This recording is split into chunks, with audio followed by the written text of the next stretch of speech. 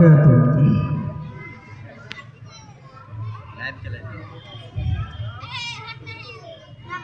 إن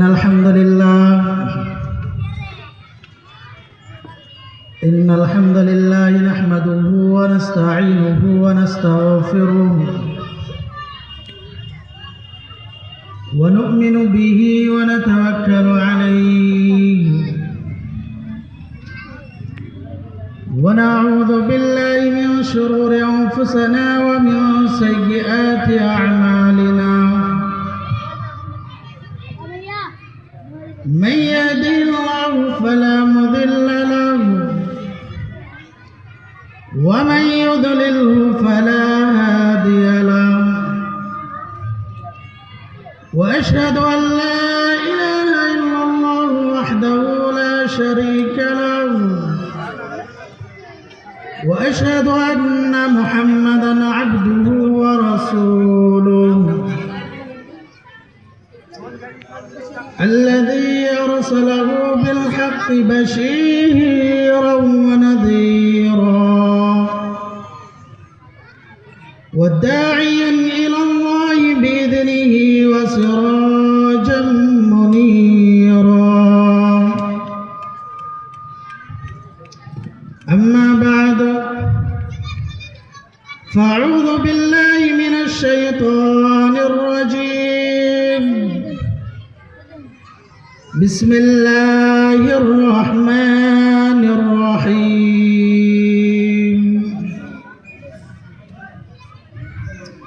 ولن يؤخر الله نفسا إذا جاء أجلها والله خبير بما تعملون.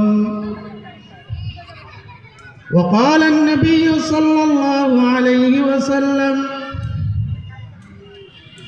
أعمار أمتي ما بين 60 إلى 70 وأقلهم من يجوز ذلك.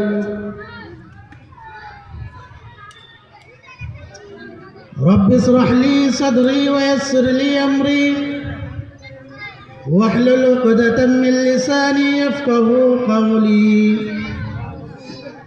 رب زدني علما رب زدني علما.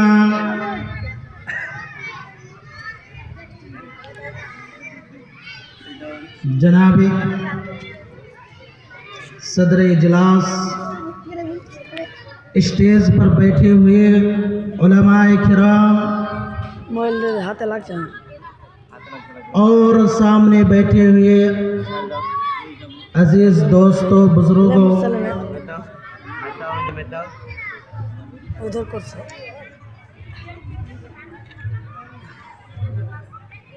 अल्लाह रब्बुल आलमीन का बेइंतहा शुक्र और एहसान है कि उसने हमें पैदा किया, ईमान जैसी दौलत से नवाजा। हमें भी चाहिए कि हम सिर्फ अल्लाह वज़ल की इबादत करें, उसकी नाफरमानी से बचे। ये ज़िंदगी मुख्तसर सी ज़िंदगी है, इसकी कदर करें। आज हम और आप जिस ज़िंदगी को गुजर रहे हैं, ये ज़िंदगी मुख्तसर सी है। इसकी दलील अल्लाह के नबी जनाब मोहम्मद रसूल सल्लल्लाहु अलैहि वसल्लम फरमाते हैं, अमारु उम्मती मा बैन 60 इला 70 व कुल्लुहुम मन यजूज़ ज़ालिक। राव तिर्मिज़ी, सफ़ा नंबर 3550। मेरी उम्मत की उम्र 60 से 70 साल के दरमियान है और थोड़े ही लोग होंगे जो इस हद को पार करेंगे।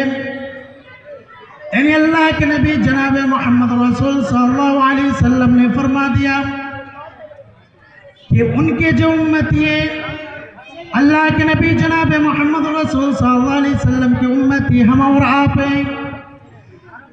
میرے محترم بزرگوں دوستوں، قیامت تک جو بھی مسلمان، جو بھی انسان پیدا ہوں گے وہ اللہ کے نبی صلی اللہ علیہ وسلم کی امتی ہوں گے۔